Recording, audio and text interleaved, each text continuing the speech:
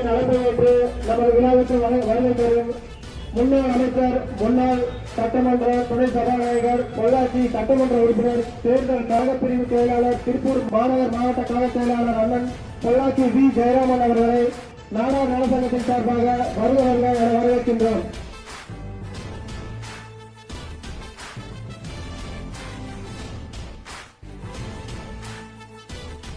இப்போது நமது பொள்ளாச்சி சட்டமன்ற உறுப்பினர் அவர்கள், பொள்ளாச்சி வி. ஜெயராமன் அவர்கள் நம்மளோட சில வார்த்தை உரையாடுவார்.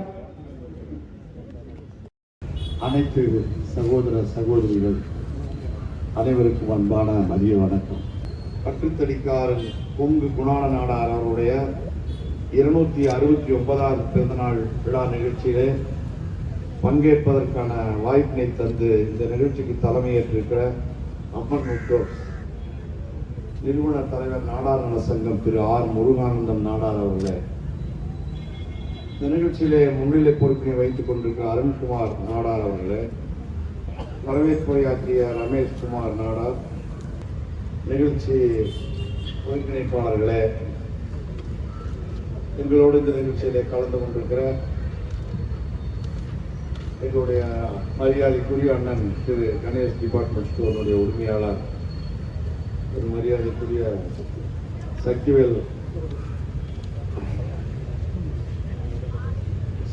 சக்திவேல் அண்ணார் அவர்களே, இந்த நிகழ்ச்சியிலே கலந்து கொண்டிருக்கிற ஆனமலை மேற்கு ஒன்றிய கழகத்தினுடைய ஆற்றல் மிக்க செயலாளர் அன்பு தம்பி ஏ. கார்த்திகேயன் அவர்களே,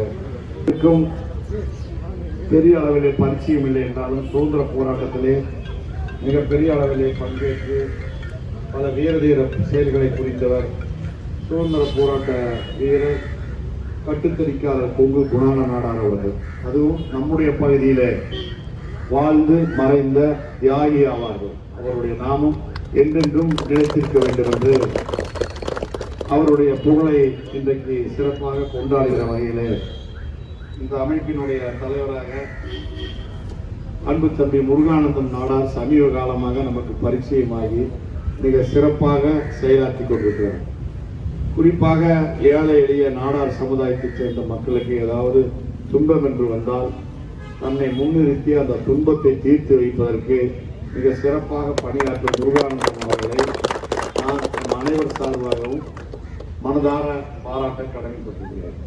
நான் எல்லாம் ஒரு உண்மையை சொல்ல வேண்டும் என்று சொன்னால் எல்லோரும் ஏற்றுக்கொள்ளத்தக்க உண்மை, தமிழகத்திலே இருக்கிற பெரும்பான்மையான அணைக்கட்டுகளை, அரம்பிக்குளம், ஆழியாறு, திருமூர்த்தி, மேல் நீராறு, கீழ் நீராறு தவிர சோலையாறு, அனைத்து அணைக்கட்டுகள், அதாவது வைகை அணைகளை தொடங்கி அனைத்து அணைக்கட்டுகளும் சுதந்திரத்துக்கு பின்னால் இன்றைக்கு வரையிலே இருக்கிற பெரும்பான்மையான அணைக்கட்டுகளை எல்லாம் கட்டி கொடுத்து தமிழகத்தினுடைய விவசாயம் செழிப்பதற்கு முக்கிய காரணமாக இருந்தவர் பெருந்தலைவர் ஐயா காமராஜர் அவர்கள்.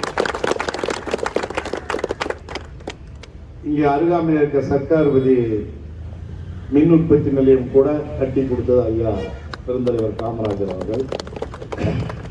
சுதந்திர போராட்ட காலத்திலே 12 ஆண்டுகளுக்கு மேலாக சிறையிலே வாடியவர் ஐயா பெருந்தலைவர் காமராஜர் அவர்கள்.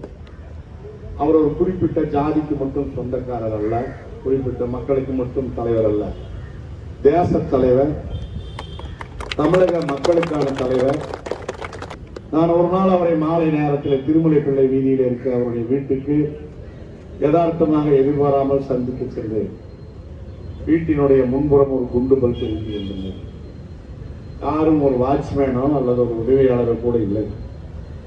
வீட்டினுடைய ஒரு சின்ன கிழக்கு பார்த்த வீடு, திருமலை பிள்ளை வீதியில மையத்தில் ஒரு ஹாலில் அங்கே ஒரு சின்ன குண்டு பல்ப் இருந்துச்சு. ஒருவரும் இல்லையாக்குன்னு நினைச்சிட்டு நான் திரும்பலாம் நினைக்கும் போது, ஐயா யாருங்க ஐயா, வாங்க ஐயா அப்படின்னு சொல்லிட்டார். உள்ள போய் பார்த்தா உலகமே வியந்த மாபெரும் தலைவர், இந்தியாவின் பிரதமர்களை உருவாக்கிய அற்புதமான தலைவர், காங்கிரஸ், அகில இந்திய காங்கிரஸ் கட்சியினுடைய தலைவர், தமிழகத்தினுடைய தண்ணீர் இல்லாத முதலமைச்சர், பல்வேறு அணைக்கட்டுகளை கட்டிய அந்த மாபெரும் தலைவர் பெருந்தலைவர் காமராஜர் அவர்கள்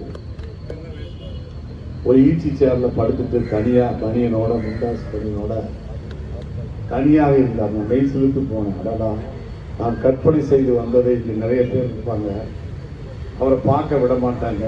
எனக்கு அப்போ வயசு 22 இருக்குன்னு நான் நினைக்கிறேன். அதிமுக தொடங்கப்பட்டு 2-3 ஆண்டுகள் கழித்து நான் பார்க்க போகிறேன்.